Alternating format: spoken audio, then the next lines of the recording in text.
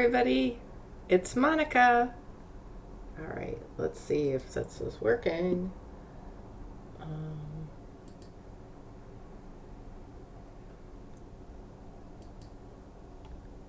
Good morning. Is everybody enjoying their morning? There's nobody here. All right.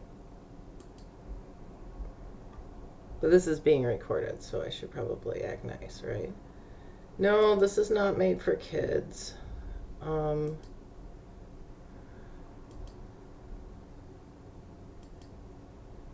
Let's see here. What else do I have to do? I have to make a bunch of tags, right? Here's some tags. I'm new to this streaming, so you'll have to bear with me. I'm sorry. Oh, and then I gotta do this thumbnail.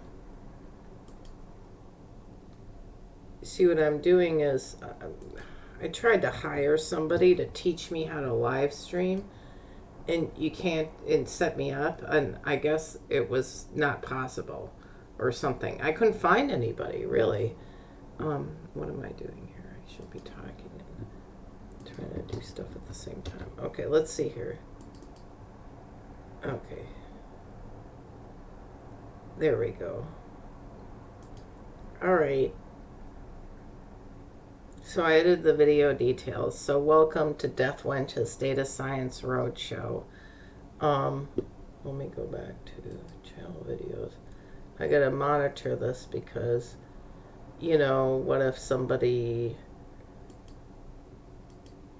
like what if somebody in the chat, like I don't have any moderators. This is like my second stream. My first stream was a test stream.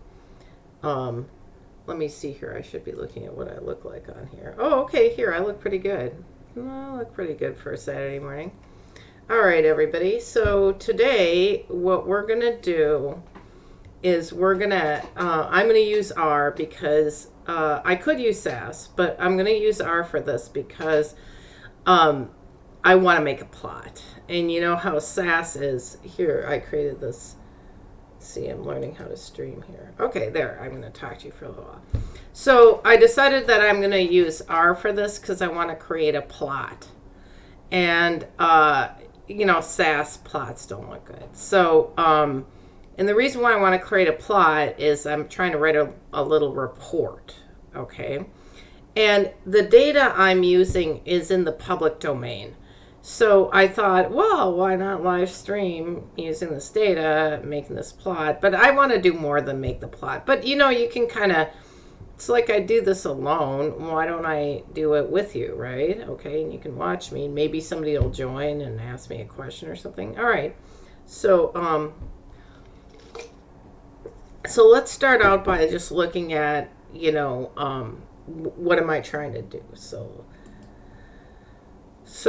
we're back here, but actually I'm going to start by just showing you what I'm trying to do here. So I live in Massachusetts, and we have 3 casinos in Massachusetts. Okay, so Massachusetts is kind of a small state. I'm from like Minnesota, which is a very big state. There is a lot more than 3 casinos in Minnesota, okay? But in Massachusetts, there's 3 casinos. So you would think N equals 3, right? But if you're doing a time series analysis, then maybe you can look at months, right? And so let's say you have a business and it's open for 1 year and you say, well, that's 1. Well, it could have 12 months of data. So that's kind of what I want to do, is because these casinos, let me show you the data I put together here. So I made this data myself, and I did it from compiling it from public reports, okay? So these are our casinos in Massachusetts, okay? So, and this is the information on them. And if you're not from Massachusetts, maybe you don't know about these, so I'll give you a little orientation, okay? So there's 3 of them. There's Plainridge Park, there's MGM Springfield, and there's Encore Boston Harbor, okay? And I put them on the spreadsheet, I call it casino, in order of when they opened, okay? So if you look over here, date opened, you'll see one of them just opened, and that's the Encore Boston Harbor, opened in June of 2019, okay? And you'll notice, so what does that mean? That means we don't have a lot of data on it, right? And then you'll see MGM Springfield, that opened in August of 2018, right? And I'm recording this in February of 2020, so we don't really have a lot of data on that one either. Now, MGM Springfield, just look at that, MGM, you know it's big, right? It's a big deal. It's got a hotel. Springfield is not the biggest city in Massachusetts, but it's not small. There's a lot of people living there, and also it's in western Massachusetts, so if you remember, Massachusetts is kind of long like this, and Boston's in eastern Massachusetts, so it's in western Massachusetts. There's not as many cities. It's more rural, and there's quite a bit of just the fact that you put a casino there. And it's more than a casino. There's all entertainment and everything, and there's entertainment in Springfield. Like they have they have a venue, a music venue, and stuff like that, and a sports venue. So so the fact that like you're going to add this big attraction there makes sense because it's not right next to Boston, but it's a big thing. It's a big thing, and you can imagine Encore Boston Harbor. Just look over here.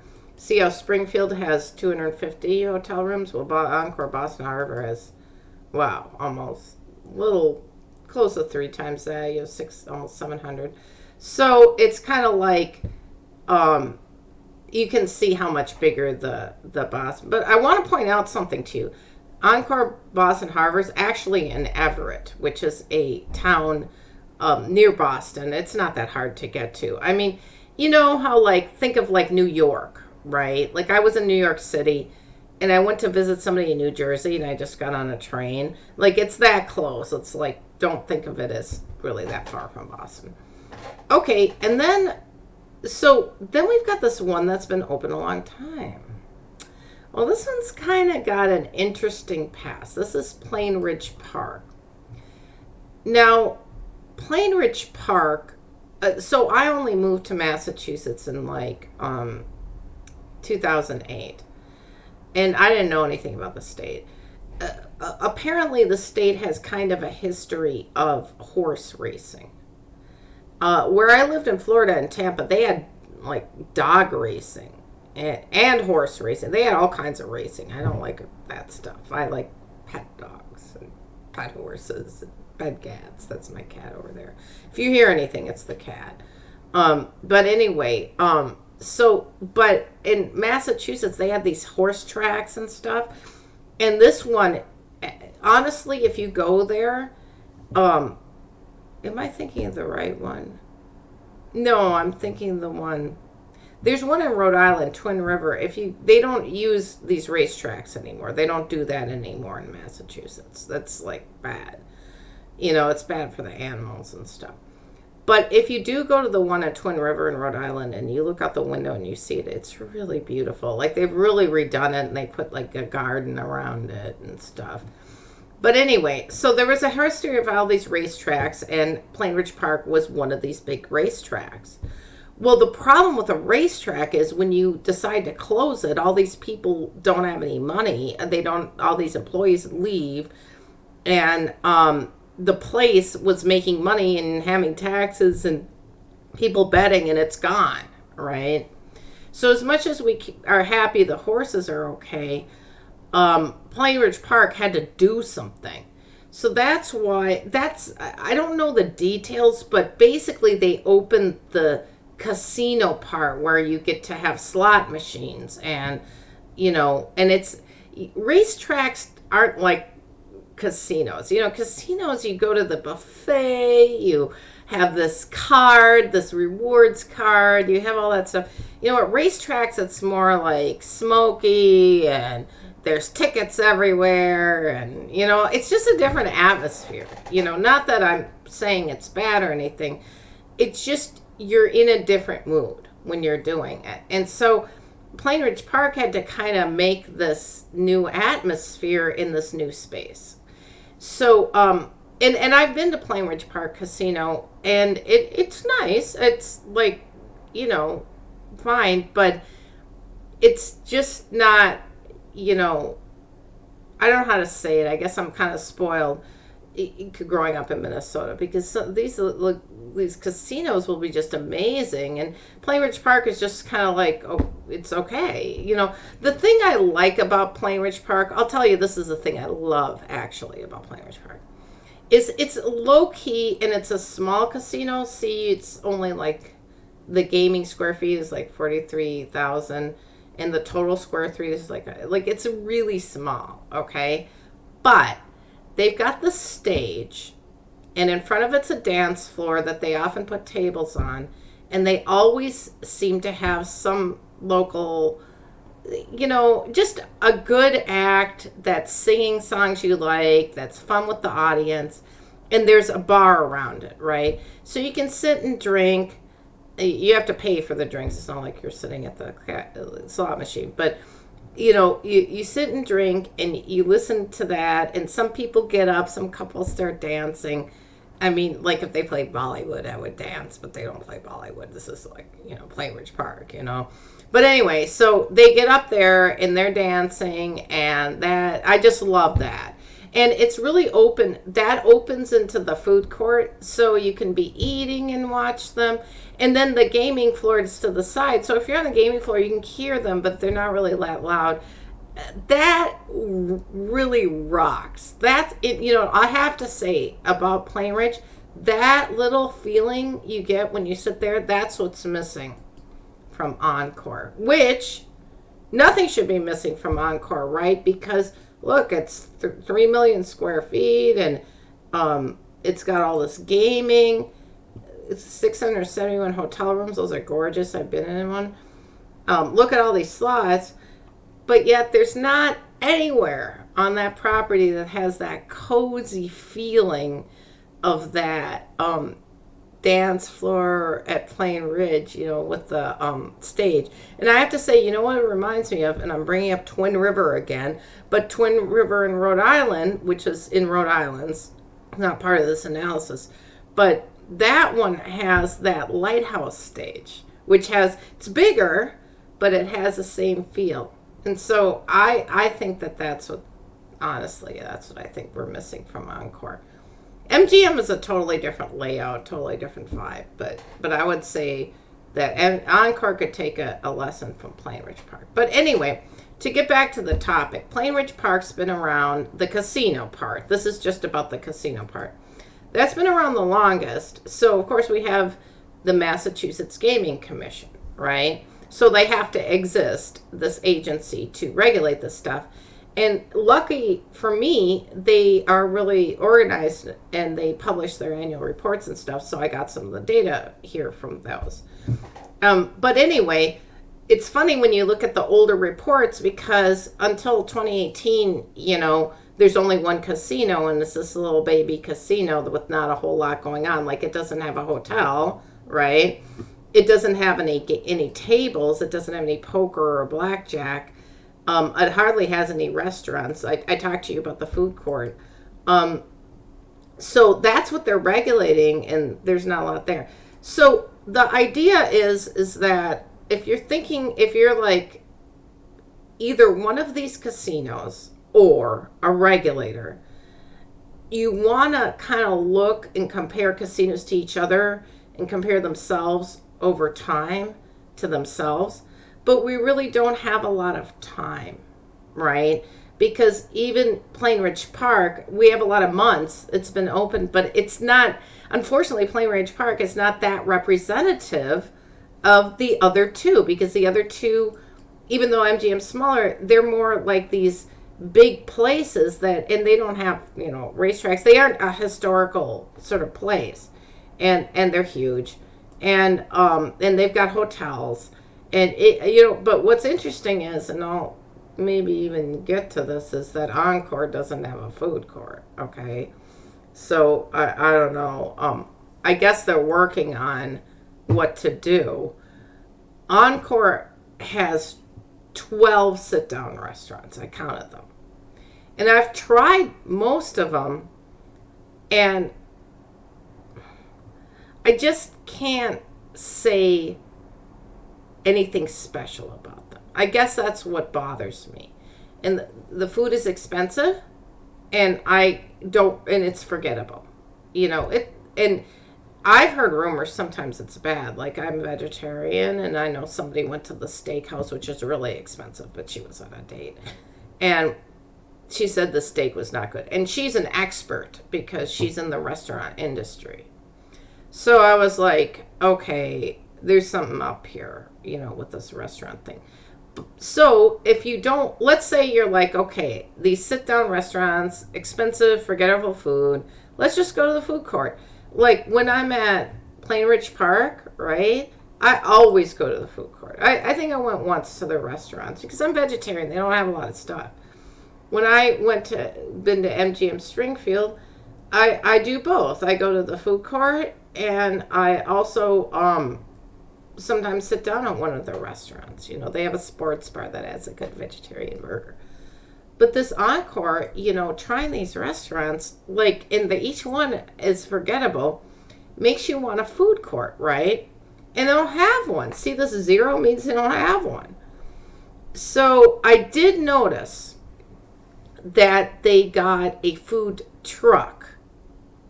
Okay, how do you put a food truck inside a casino? Well, they put a food truck inside a casino. I don't. Yeah, they put the whole truck in there. Actually, I've seen that. They have a food truck at an airport. I've been at this airport before. I think it's LAX. I can't remember. But, I guess a truck doesn't seem that big once it's inside. But anyway, it's kind of in the middle of the gaming floor. Like they moved some slot machines for it. Now, I have to say, one thing I like about Encore's gaming floor is it's nice and you can move around. It's nice and easy to move around in. So there's space. But anyway, so they set up a little dining area. And that seemed like a good alternative because that was like the beginning of a food court. That's like a food court with one restaurant. And my friend and I went.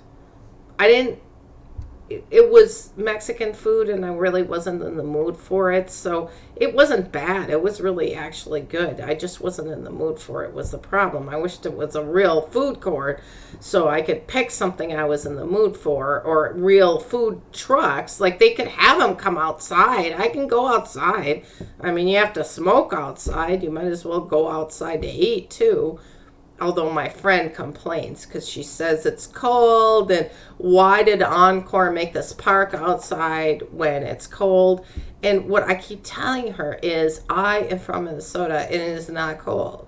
And let's go to the park, right? So let's go eat outside. Just put on like a jacket or something. But anyway, so I hope they do something, because all of that stuff just really bothers me, that you're sitting there at the casino for a few hours and then you want to go eat, and you got to sit down at a restaurant. You can, there is a Dunkin' Donuts, but you can sit at the Dunkin' Donuts. That's why I didn't count it in the food court. But no offense to the religious people of New England who are into Dunkin' Donuts, and you're not allowed to criticize Dunkin' Donuts. No offense, but I just don't really like it. Okay, and so when I want crappy food, I want Panera. I just don't want Dunkin' Donuts, okay? Everybody has their favorite crappy food, okay? And, Foxwoods in Connecticut has a Panera. Like, a lot of places have a Panera. There's no Panera at MGM. Well, it's not like I like Panera. Like, I'd rather have a local version of Panera. And I hope they get something like that at MGM. That would be nice. They have other good stuff there in their food court. But yeah, I'm just like, but anyway, so that's the situation, is we don't have a lot of data because these casinos, except for Plain Ridge Park, haven't been open very long. Okay. So as you probably noticed, I'm pretty opinionated about these casinos because, like I said, I'm from Minnesota and it's just not as good. Not as good here. And so we're going to try and make it better. That's the goal, is to not bitch, but turn your frown upside down and make things better. So, oh, I wonder if anybody, I didn't even check the chat. I wonder if anybody's even watching. Oh, nobody's watching. I don't think anybody's watching. How do you tell if somebody's watching? I guess you can look over here. Views. Live. Oh, you know what I can do is I can go and actually watch it. That's what I should be doing, is watching my own video. God, it's hard to live stream. It's like I feel like I need to hire a whole production group. Okay, there, I can see it now. Oh, and there's one watching. Thank goodness for me, right? Or there'd be nobody watching. All right, so now I can kind of monitor this. All right, so now we've got, this is our casino data. So this is our casino table. Now we're going to go look at the by month. Okay, so what's by month? Actually, let me make this smaller. So you can see that there's not that many columns, and you're probably wondering, well, what do they mean, right? And one way you can tell is you have to make a data dictionary. So let's open our data dictionary. Because if you don't make a data dictionary, you don't know what you're doing. So here's my data dictionary for casino, which you just looked at, right? Like we were just looking at. That looks familiar. Okay, here's by month. And I'm just going to, I guess I'll make these comments bigger so we can fit more on here. But basically, so I over here you'll see I've got this ID. This order is like observation number. Like we only have 79 months of data. Well, it's not really months. It's month casino, right? Like it's a join if you guys are into relational. It's like a join of month and casino. That's what the entity is of this table, okay? So here's the foreign key to the casinos, the ID. And then we have the calendar year and the calendar month, right? And then we have the year of operation and the month of operation. Because one of the things that casinos... So I've lived here when all three of these casinos opened, except Plain Ridge Park, just the slot machine part, right? And always, we have very dramatic news, in Boston. And there's always like, oh my God, they're not meeting their first month projections or their second month projections or whatever. They never meet these projections. And I'm like, it's a casino. All they do is give you money and you don't have to give anything in return, practically. So I'm like, how do you not meet projections? But anyway, or how do you not make the right projections, I guess is my question. But in any case, I hear that constantly, and I'm like thinking, well, I never really, who's analyzing this? Like, who came up with these numbers? And the answer is the Massachusetts Gaming Commission, I guess, has numbers on the projections and has numbers on how much they're making. And, I'm an epidemiologist. I'm used to, what is your blood pressure supposed to be? What is your BMI supposed to be? Like, I know these numbers that you're supposed to have. Well, I don't know much about what casinos are supposed to be doing, and what numbers they're supposed to have. So I wanted to kind of look into that. And one of the things then I wanted to look at is, well, what are they doing in their first month of operation or second month or third month, and maybe compare them. So that's why I created a year of operation, month of operation. And then this is a flag for just whether this is a partial month, because the year they open, or the month they open, like last year, 2019, in June is when Encore opened. And so they get a partial, that's down here, I'll show you that record. They're number 3. That's here, see that? That's just a partial record. Because what I want to do is sort of remove the partial records, or I'll just compare like the first full month, the 2s. I don't know. I just created this data to make it easy for me. You'll watch me. I'll probably put in an R and change my mind or something.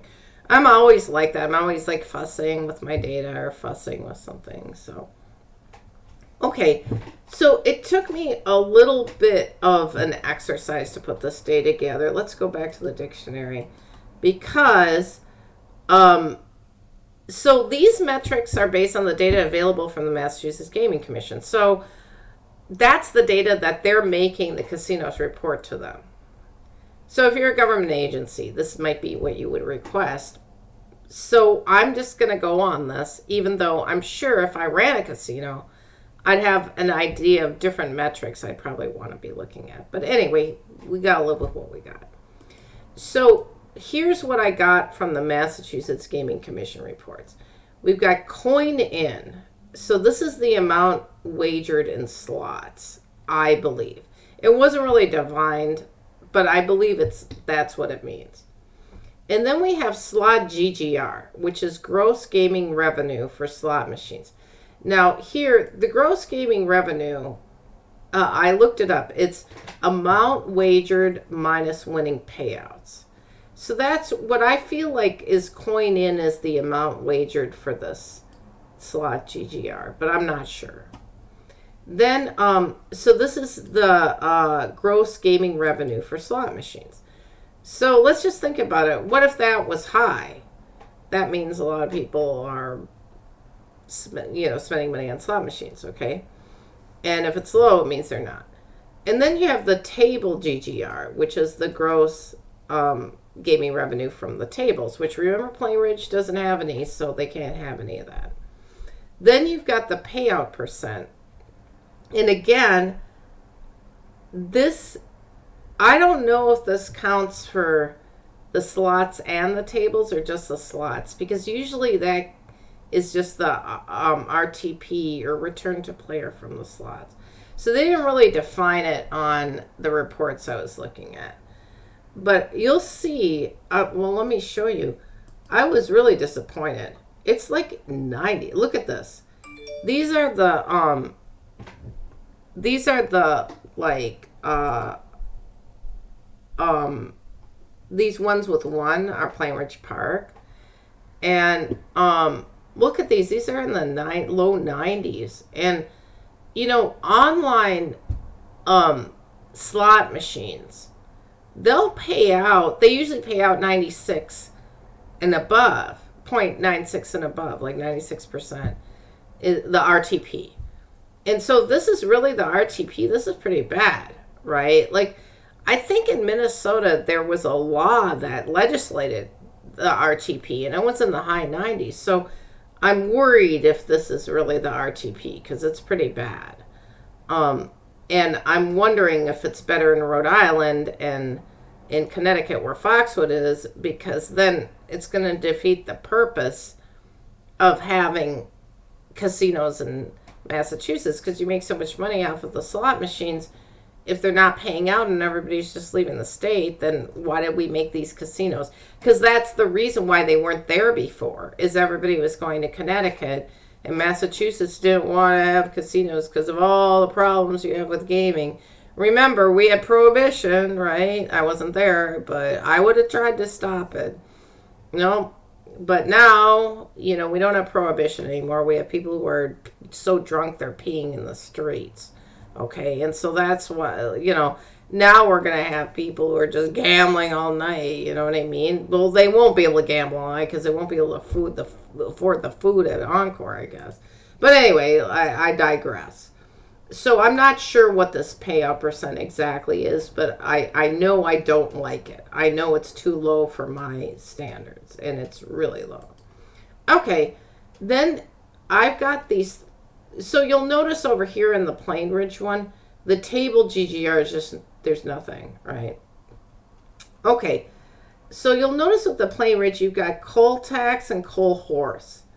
So the way, I guess, the legislation for Plainridge worked was that some percentage of their tax, they don't get just one state tax, they get two taxes.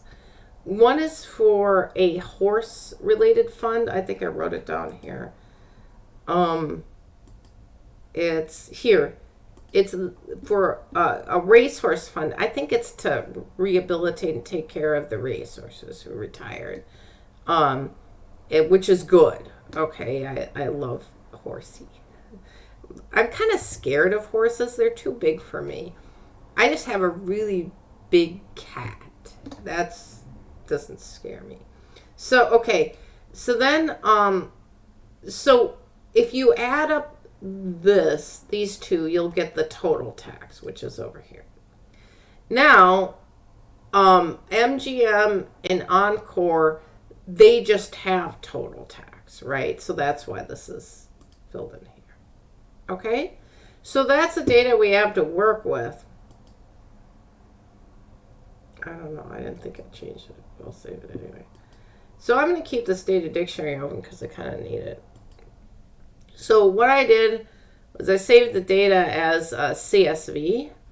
Let me, I'll go show you here. I've got, see how I always set up my, I've got this like code, data, doco, and results in my analytics. Okay. So, oh, and I forgot to show you. In the data, see this? Remember that all of those was called by month, all of those different rows. And then remember the other table was called casino? I made them CSVs and I put them there. Okay? Now, what we're going to do is go to R. So this is R, right? Because if you're, don't complain that I'm not using RStudio. Okay, I'm old and it's confusing, all these windows. Like it was hard enough when they invented Windows in the first place. There were all these windows and that was hard enough. And then you want me to use RStudio? No, I am like, I can't deal with the extra. Like, I just can't deal with it. I'm too old, I guess. But anyway. All right, so this is the console. For those of you who use RStudio and this GUI is hurting your eyes, I'm sorry. But this is the console, and what I usually do first is I go over and I change directory, and I map this to that data directory I was just showing you. So let's do that here. All right. And then now I'm going to make a new script. So I'm going to go read and... So I'm going to start by reading this by month data, and I'm going to call it monthly. How about call it that? I'm going to call it monthly A, because you know how I always call things with like A underscore B, as I iterate them. Okay. So then we're going to do read CSV file equal. I can never remember. I do it constantly. By month. And then I think header equals true, and then sep equals comma, because see, it's a CSV, it's comma separated. I don't know if I did this right. Let's just see if it works. So I'm doing Control R. Oh, how about that? Let's go look at it. Oh, it looks like it came in okay. Doesn't it look nice? Oh, it looks pretty good. All right. Okay, so now what do we want to do? Let's save this. So I'm going to go here and I'm going to call it read in data. You know me, I'm putting this number at the beginning so I knew my modular data thing. All right. So I guess why don't we just make a big line graph of the whole thing. I was just looking at a line graph I made the other day for my friend. So I'm going to open her line graph and copy it. So let's see here. No. Okay, so what did I do? Last modality by year. I think this was the one, right? So, let me see here. Class by year.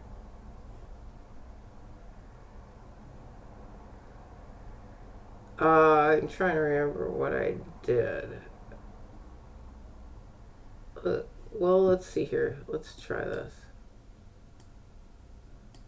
Oh, first let's make sure we copy this whole thing. So now what I'm going to try to do is sort of replace this, but I have a feeling it's not going to be that easy. Okay, so we're going to make a data set. I guess, well, what, monthly A? Maybe monthly A. So let's see here, monthly A. So X is going to equal, let's do calendar year. Year, cal. And then Y equals, yeah, what should we graph about it? I don't know. Let's go look at our data dictionary. I guess maybe, you know, we don't really have total revenue.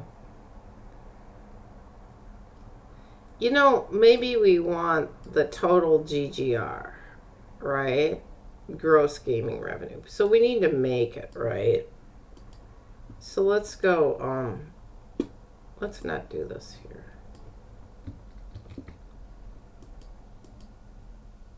Let's instead, let's keep this open. Let's instead do this where we go, make columns for monthly. So let's make another column and we're going to say total GGR, right? Oh, and it's going to be monthly A.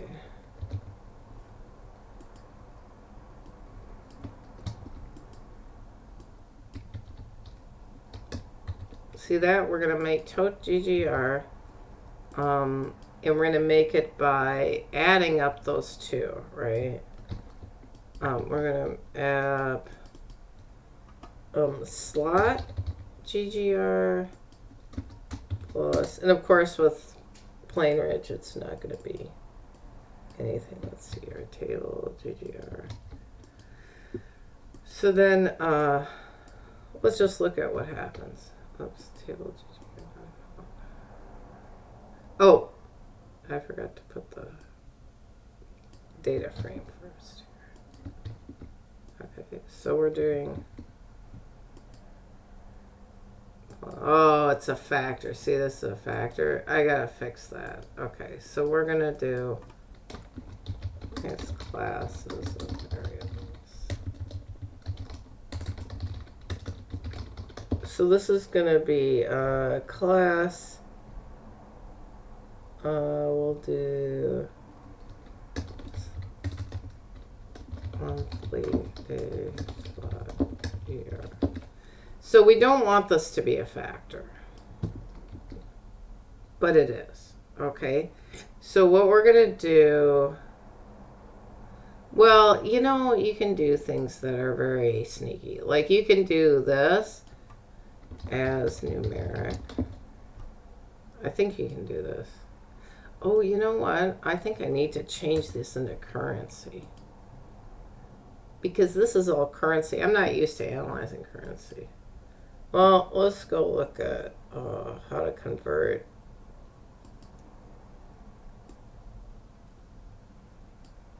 Let's see here. Convert factor currency variable to numeric and R. I guess everybody has this problem. Okay, so what does this person do? See, they got the same problems I do. Let's see, so we need to remove.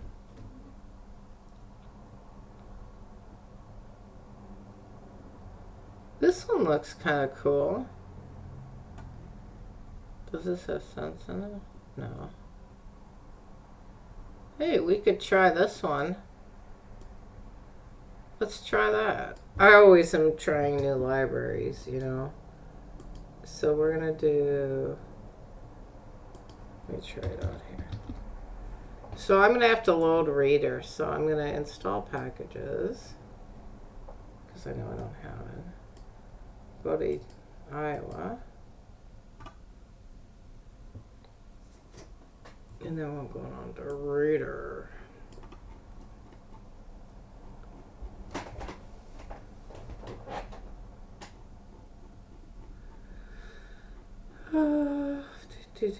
I wish there was an easier way to do this.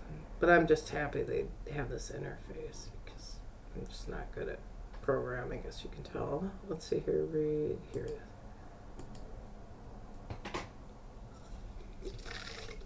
is. Like my ex-boyfriend, he doesn't know R, but I showed it to him.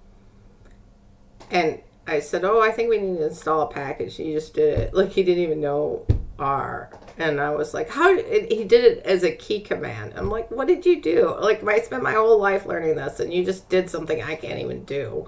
And you don't even know how to use it. But I always feel good around him because he just, databases confuse him. And so I feel like really smart. But boy, I'm not really good at programming like he does. All right, so now we can do library reader, all right? And now let's try this. Let's just see what happens when we parse this number.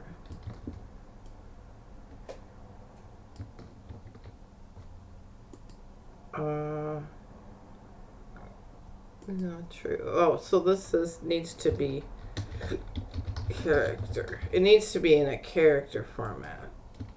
See how this is characters, not true. I mean, I'm making this up as I go along, as you can tell. Oh, I did it! But it's not looking at the, let's see. See, this first one is 6137976, but I think it's got, oh, oops.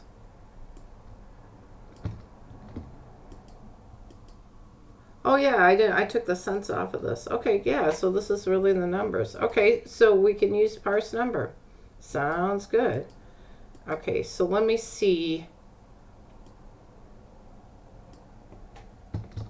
So I'm going to just fix them within it, right? Which is always a dangerous proposition. But,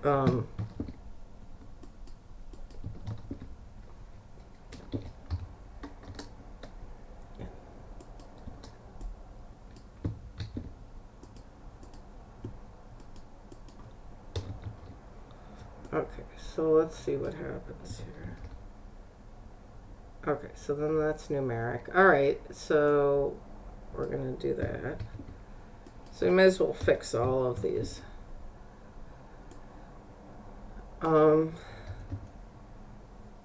Say this here. So what are the ones that we're going to need to fix? Yes, maybe let me just look at this here. Or we can do, I always do this. I do, that's the number of rows, and then column names. That's a column name. These are just things you always want to know when you're reading a, yeah, there's 79, we knew this. Okay, so year, well, let's see if your calendar is numeric and month calendar is numeric, because we want them to be. I mean, I made them that way in Excel, but it doesn't listen sometimes. So let's see here. So this is going to be your couple.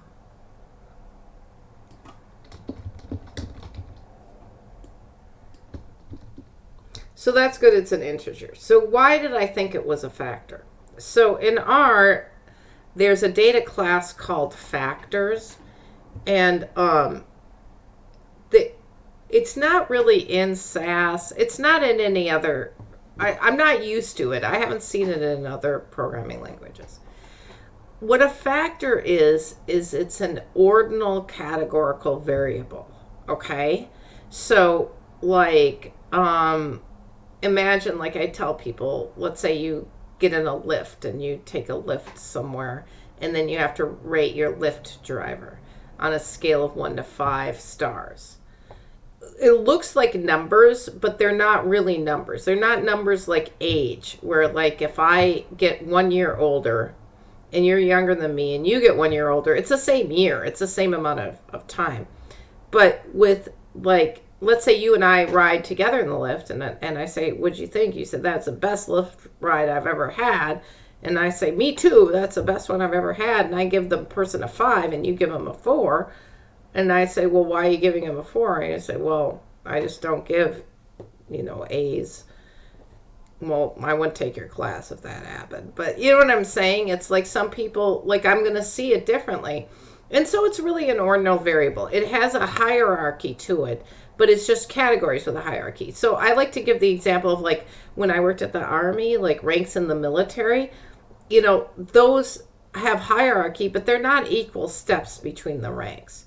Or like high school, like we've got freshman, sophomore, junior, senior. I mean, to me, going from freshman to sophomore was qualitatively different and quantitatively different than going from junior to a senior. That was like almost nothing when I did that. So, and I think it's that way for a lot of people. But anyway, so what happens is sometimes when you have numbers, like just numbers stored in R, it wants it to be a factor, like a categorical variable that is hierarchical. But I want it to be like year, like this is a real year, and so I'm happy it said integer. But I was not happy when it said factor for that money, because that's money. $1 for me is the same as $1 for you. So I'm going to go through here and see if I'm like the native factors or the default factors that it decided for my different. So month cal is going to need to be an integer too, right? So let's make sure that's right. Yeah, that's an integer. And then we have year op and month op. So let's make sure that those, yeah, see, this was the next. See, this is how everything gets so messed up. So we'll do a copy.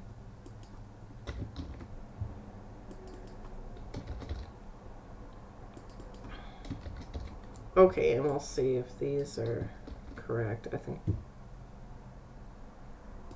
Year, did I do something wrong?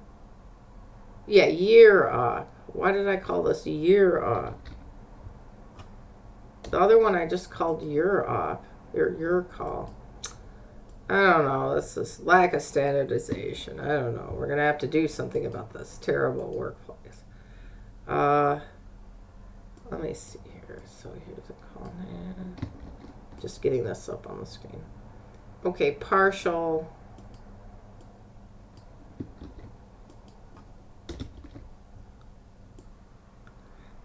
I think there's something you can do in R where you can get it to class everything, but then I get confused anyway by the output. So, okay, so coin in. Remember that was the amount people put coins into the slot machine, I think. Even though you don't put any coins. I mean, think about it, coins. We don't put coins in. We put like paper money. It's a factor. So let's go down here and fix that guy. You'll notice when something needs to be fixed, it's a guy. Just kidding. All right. So we're going to put this in here. See if we can clean that puppy up. All right. And, I can just look at it. Gosh, it's so easy to use compared to stupid old, I don't know. I use SAS so much, and SAS just complains. It complains about everything. Oh, you didn't put the semicolon. Oh, you didn't specify this. I mean, R is complaining because something's a factor. I'm like, all right, I'll deal with you. But SAS complains about the most like mundane things, and you're like, dude, have you ever heard of artificial intelligence? If you've been complaining about this since you were born, why didn't you learn that I always make that same mistake or whatever? I'm not the only one. Everybody in SAS makes the same mistakes. Why don't they have an engine fixing all of them? Like, I remember when I worked at the Army, there'd be like this error message that says you forgot a semicolon. And I remember the person working with me said, why don't they just build a routine that puts in the semicolon? No, they build an error message. I don't know. So anyway, so I shouldn't really complain about R. It's much nicer. Okay, then so we did. Oh well, this comes before. So I'm gonna put this before. Keep my code neat. So slot GGR, we're gonna need to do all of these. We're gonna need to do table GGR. I know it, because that's what made us go crazy over here, is that we were trying to add these things up and they were not cooperating with us. Okay, so then let's see if I did that right. Okay. And then what did we have? We had, let me rerun this. Just lazy. All right. Table G, percent payout. I wonder what that looks like. So we're going to do, I'll put it up here. Copy. Now, see, even though I already kind of knew this, I'm putting it up here because I want to make sure that if I have to run this code again, I can make things easy on myself here. And this is table. All right, numeric. Okay. And then what was I doing? Oh yeah, percent payout. So that's what I wanted to see. Our payout percent. Copy. I have a feeling I gotta do these tax ones. What is this? This isn't, that's numeric. That came in there numeric. Like, let's just look at it for a second. That was the number I was mad about, this low number here. Oh, boy, does that burn me. But anyway, where were we? Okay, so, collected tax, collected horse. Okay, I gotta do these horsey.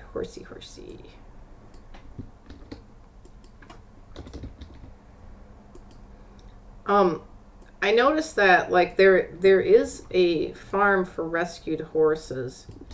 Like, rescuing abused horses actually was invented in Massachusetts. Like, the first place in the entire U.S. where they rescued horses and took care of them was here. The reason why it's a big deal is this was back when horses were used all the time. They were like your transportation, they were on your farm, they were everything, right? And so, of course, abusing them was kind of like abusing, housekeepers or something, because they're around, or nannies or teachers. They're people who are in an intimate area you could easily abuse, and these were horses, and they started this whole thing and would rescue them, and I was really interested when I read about the history. And so this idea that they're taking care of these horses that have been used for racing, this is very in line with the history of Massachusetts being very pro-animal. I'm honestly surprised they even had horse racing here. But this is also a conflicted place. I'll tell you that. All right, so that worked. What else do we have? Oh, and I gotta put that up here.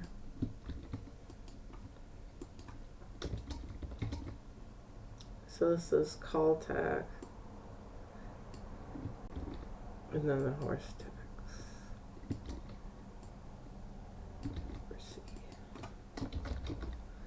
And then what else do I have? Then tote tax and tote GGR. Oh, I already have the total GGR. Well, darn it, I don't need it. Right?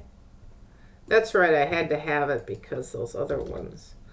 Let's see, tote tax and tote GGR. But we might as well get this work done because I know I'd go crazy. See, I already went crazy. I'm like trying to do something and it's not numeric. Okay, now we're gonna do it again. And it's, here we go. Copy. And then down here, we're going to fix all of these. This one's going to be tote tax. Copy. And then Oh, nobody's watching. I said, oh, somebody's watching. Hi, whoever's watching. I don't know how to stream. This is new, so I should be able to tell who's watching. But I don't know who's watching. I guess if you say something in the chat, I'll be able to tell who's watching. Let's see here. So thanks for watching. Hopefully you're learning a lot about R for my ridiculous stuff I'm saying. Okay, so what was I doing? I was going up here, tote GGR. So I did tote tax, and tote tax.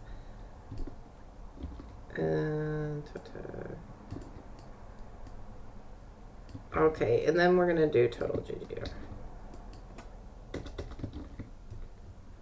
So let's see here. Here's total GGR. Copy, paste. All right.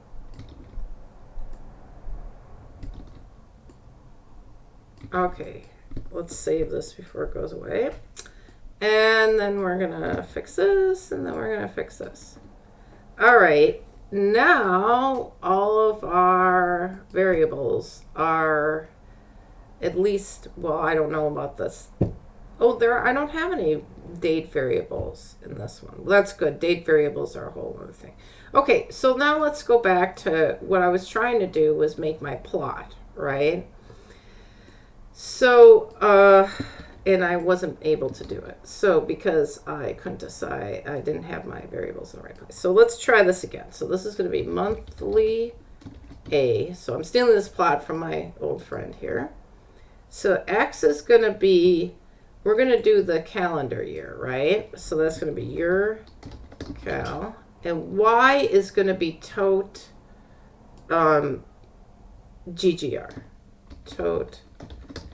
That was the whole point of this, okay? And then geom line color equals class modality. Okay, so I'm going to tell you, this is how color equals class. No, color is going to equal ID, right? Because that's the casino, right? So it's going to be ID.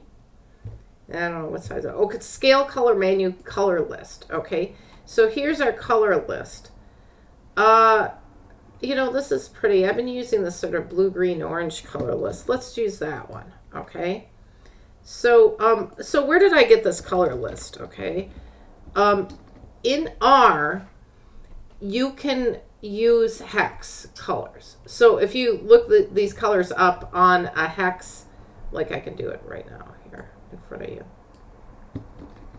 So if I go over here and say color picker, okay, and if I put this in, paste this in, that's that color. See that?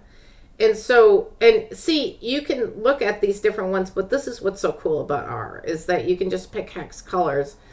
And if you're using like paint, like I do sometimes what you can do is use the blotter, like the what am I trying to say? The color, you know, the thing where you can click on it and it picks up the color, and then you can look up. It's usually RGB, but you can put it in a color picker here, right?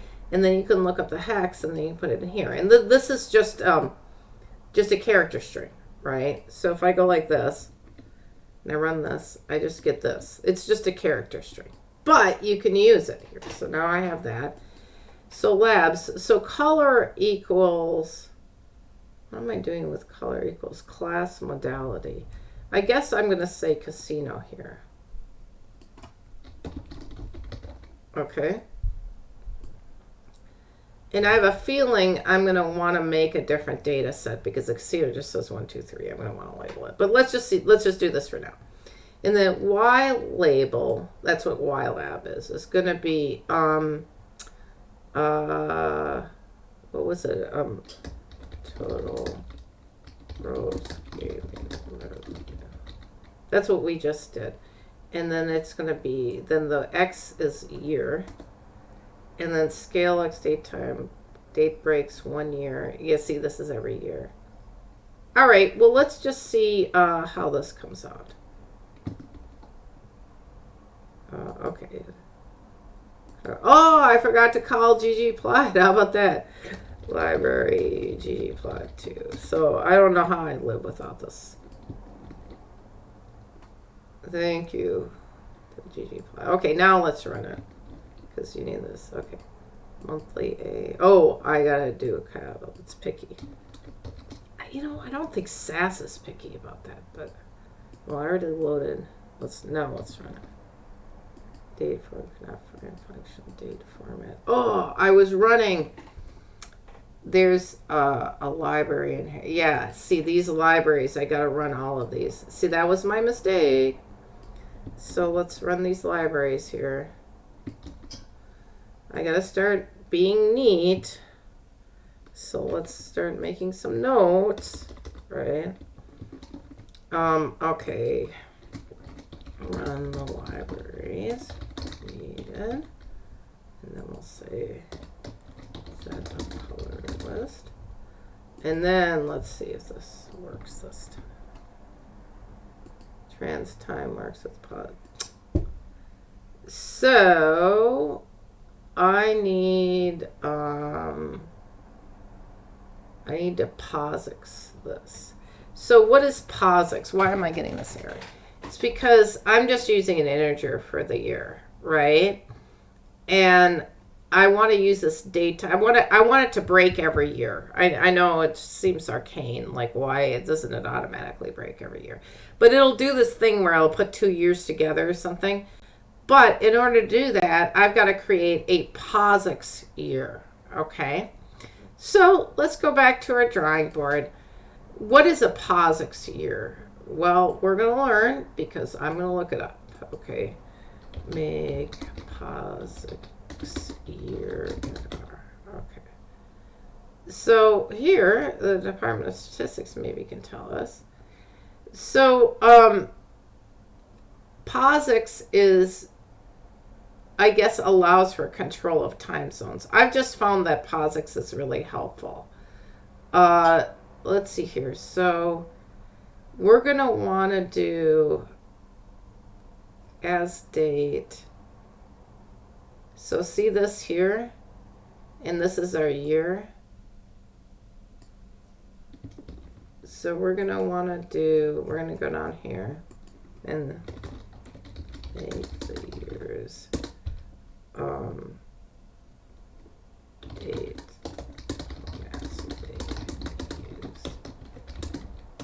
Plots.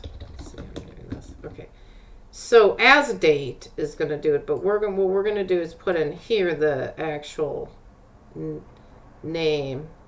Where is it? The name, which is year cal and year op, right? Those are the 2 years. So we're going to do monthly year cal. And we're going to do format Y because that's 4-digit, the capital Y, right? Okay. And then what we're going to do is we're going to fix it. We're going to do, so this is class.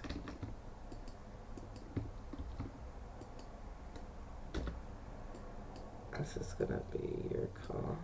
So this is going to be numeric when I do it first, right? Or integer, it's integer. Now what we're going to do is we're going to make it a date. We're going to make it a year that's a date, right? And let's see if that actually works, right?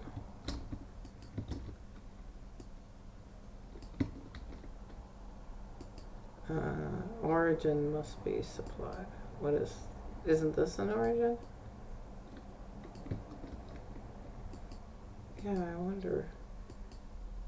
Why isn't that working? Okay, format equals. Yeah, why isn't this working? I don't know. Let's see here.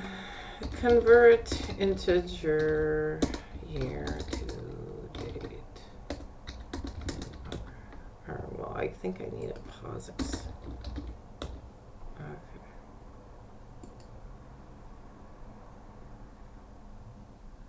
As POSIX LT. What is CT versus LT? I forgot. I mean, I knew at one point. Let's see here. If TZ time zone, let's I don't even care about time zones. The future times are speculative. What is the difference? Okay, so this really wasn't the right question. Let's look at this. Well, maybe this person's going to explain it. Value. No, this is the same thing. I wonder how you can put it in a database. See how it is? Let's see here.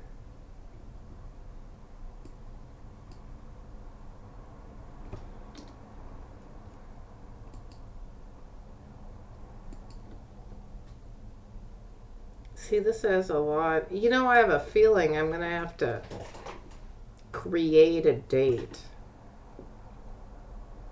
I think I'm going to have to just create a date. So, okay, let's see here. Create calendar dates. So when I have to do this, I just pick I usually pick the first, well, I guess it makes more sense to pick the last date in every month. Or, well, it's probably easier to make the first date in every month. Because what then I can do is add that on. So, like, here's our data dictionary, right? We have your cal, your month, month cal, you're up. So what I can do is say, create calendar dates. So I can concatenate these and create, so I can create date, let's see here, monthly, a date,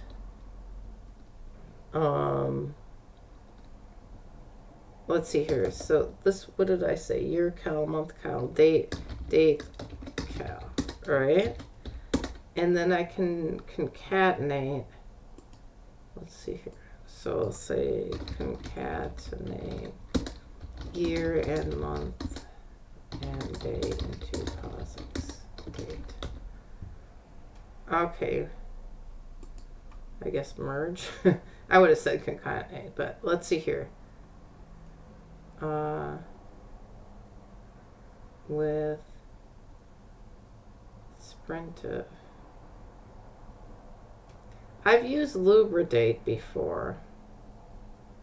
That is written in single. Let's see here. Well, we'll try this one. All right. This is a nice paste command. Only I think I'm just going to be able to, I think I'm going to have to worry about making it a POSIX state later. So we're going to do, here's the data, DF stands for data frame. So this is going to be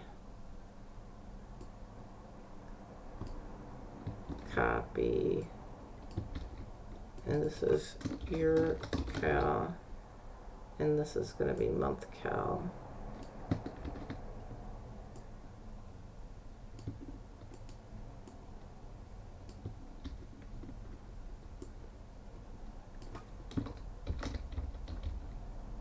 And this is going to be, I think, just one. And then this is a separation. And then YMD as date. Is this going to work?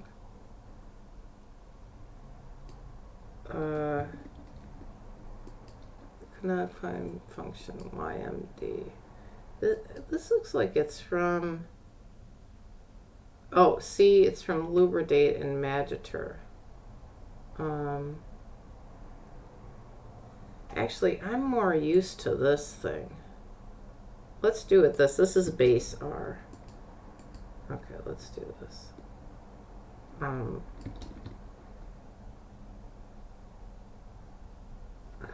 What just happened? Oh.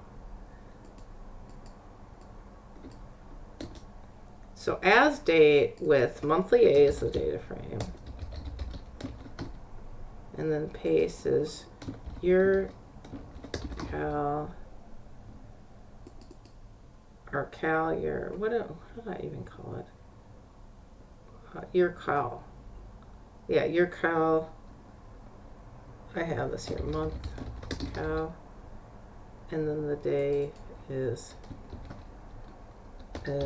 on.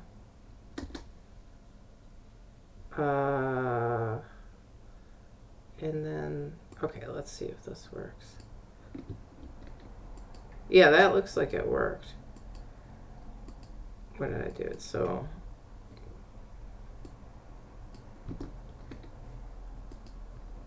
yeah, this looks right. See how that works? That worked good. Okay, and we're gonna do, we'll do the other date. Is there another date? No, there's not another date in here. Year and month of operation. No, those are just integers. So we've got this, but now that we've created this, of course I'm going to save it, but I'm going to add it here. So this is a date cal. I'm going to do date cal r. Actually, I just say r because I added it. I always just put that, and then I say, like if it's SAS, I put it in SAS because it's a transform variable. And so this is calendar day for a month.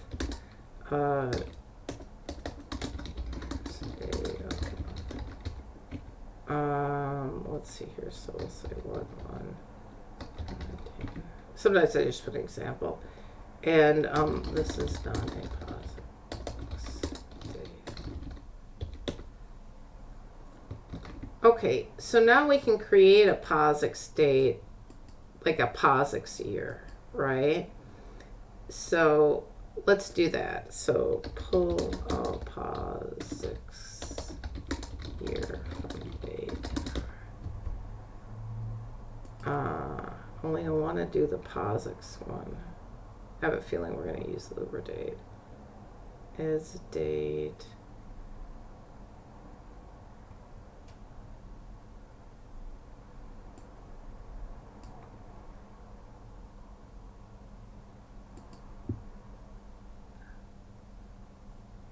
Yeah, see, I think Uber date. We really need Uber date.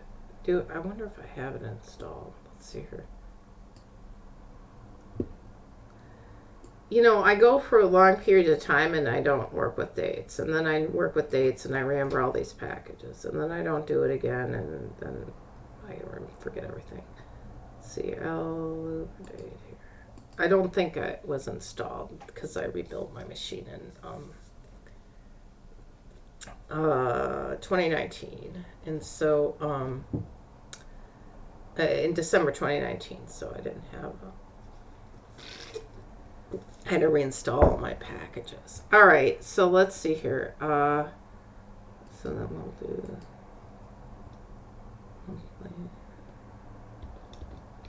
okay. What's it? Library, and then this is gonna be make year date column. And that's gonna be what did I say? Oh, this one. This is Uber date. Year, and this is gonna be date cal. This is gonna be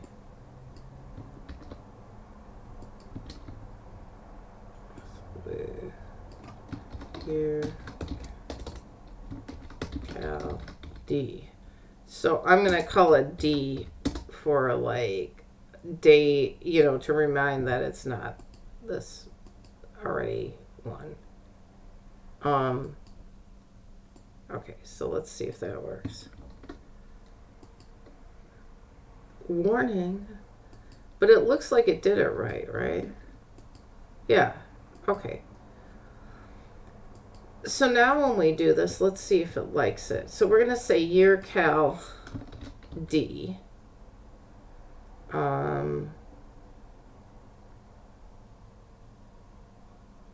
Okay, and let's see if it likes it better.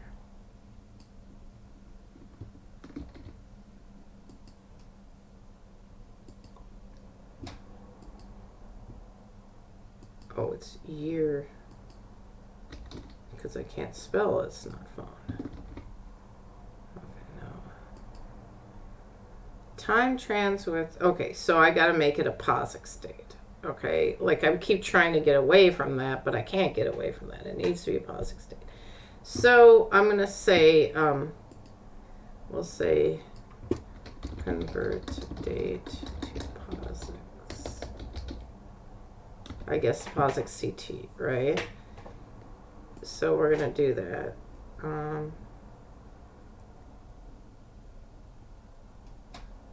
Just as POSIX CT. You know, I could have probably done this.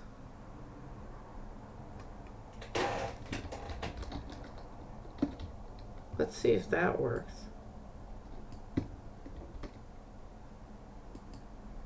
No, there's 12 warnings. Okay, so we'll just do that.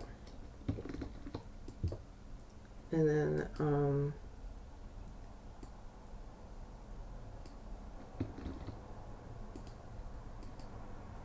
we'll do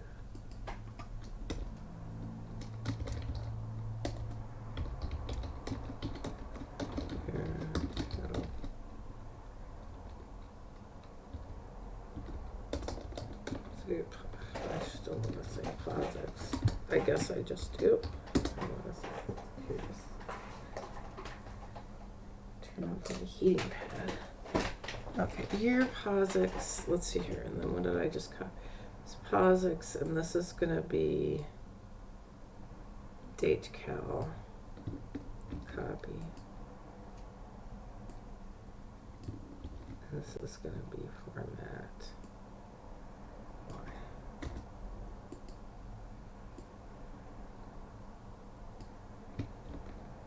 Okay, so it liked it. So I have both. So we're going to call this year cal POSIX. Let's see if that works. Oops, so I didn't even say this.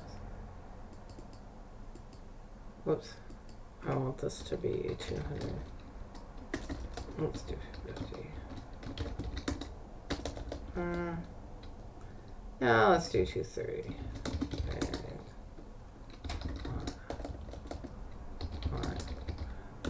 Probably change the name of that, but anyway.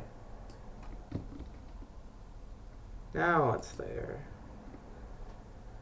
Continuous value displayed to discrete scale. Date breaks, 1 year date format. Well, I guess we could try to just do this part, right? Yeah, scale color manual values equals color list. I don't know what's wrong with that. Color equals. Let's just try this. That's kind of bad. Missing, contain missing values. Why do they contain missing values? Let's see here.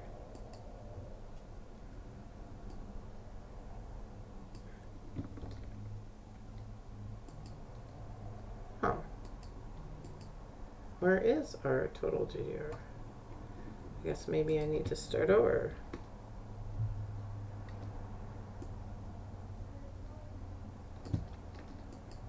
There's nothing in there. Oh, let's go back to the beginning. What happened? Clear. Okay, let's go back here.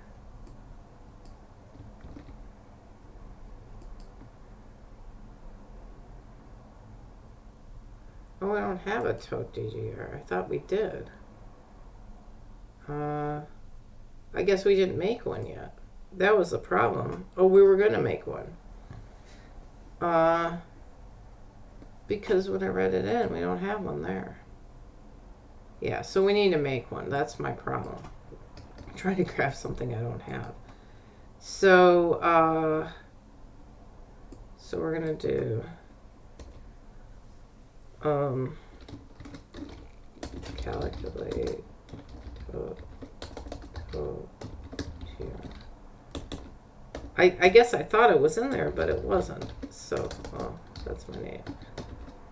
Monthly A to GGR calls. Whoops. What am I doing? Equals. So this is going to be monthly A slot GGR plus table GGR. Slot GGR plus monthly A table. Okay, so now let's see if that works. Not meaningful for factors. Oh, because I have to run all this first. That was the whole point of that. Okay, now I can do this. Thank God. All right. So, and actually, I gotta go here. See, I should have known this. It wasn't even in here. So this is gonna be this is an R total GGR slot plus table. And this is gonna be numeric. So now we actually have our final variable. So I can go, so we run all that. Now I've got this, and let's see if this runs. Of course there's an error. Well, it still says that.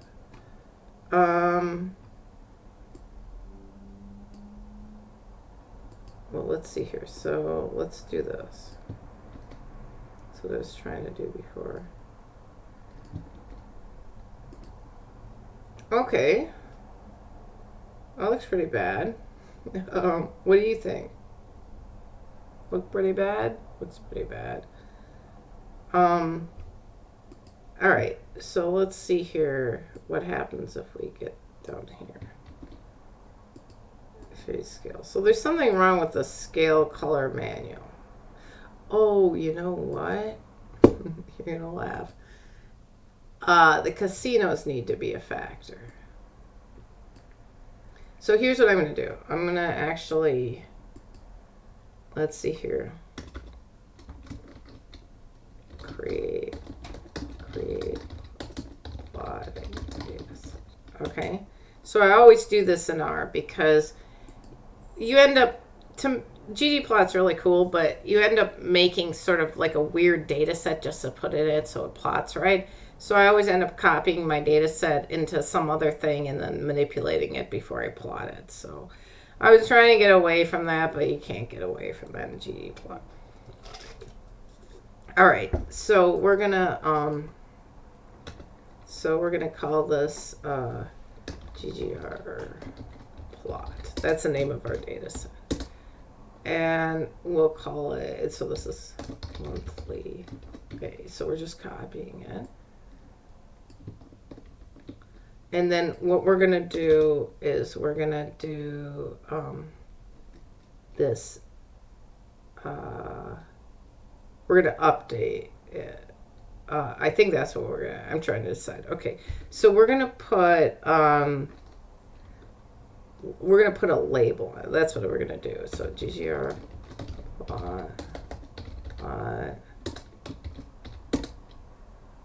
actually, I'm going to just name it casino. And then we'll say, I'm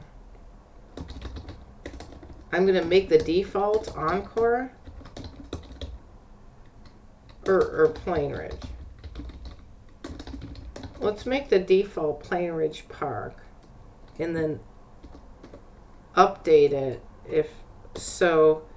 Now what we're going to do is update it. So if, here's our criteria. If ID equals 2, then it's going to be MGM Springfield. Okay, and then if it's 3, it's Encore. And then we'll do table.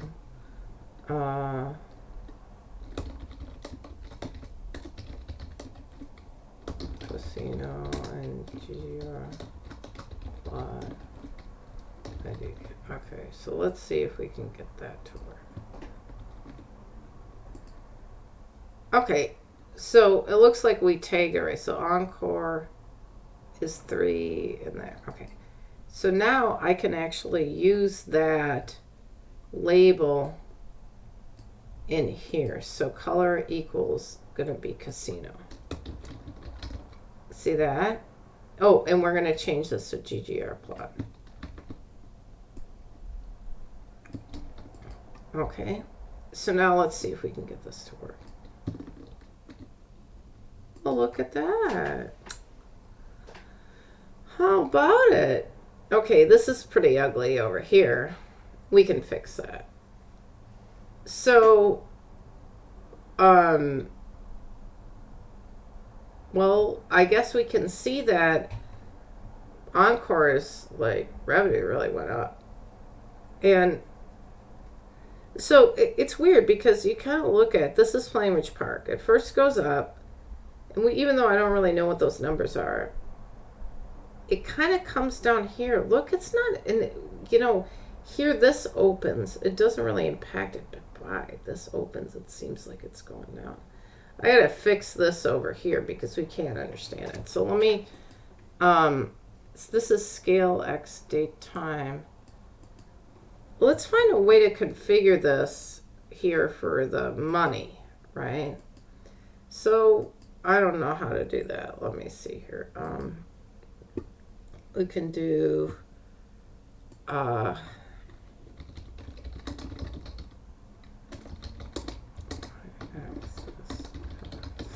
about that?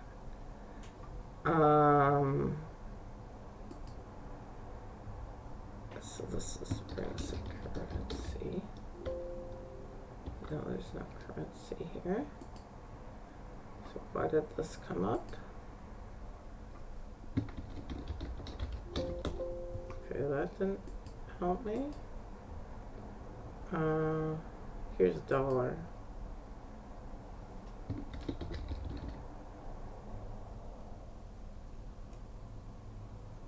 Who's got dollar? Let's see who this is. Do you see any dollars on the x-axis? No, I don't see it. Maybe I should have looked for a dollar here.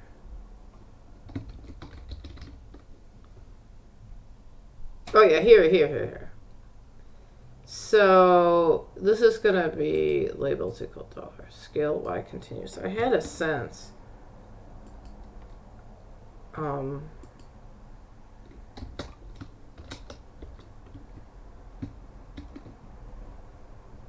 Let's see if that helps. Yeah, that's pretty good. Now we got it. Okay.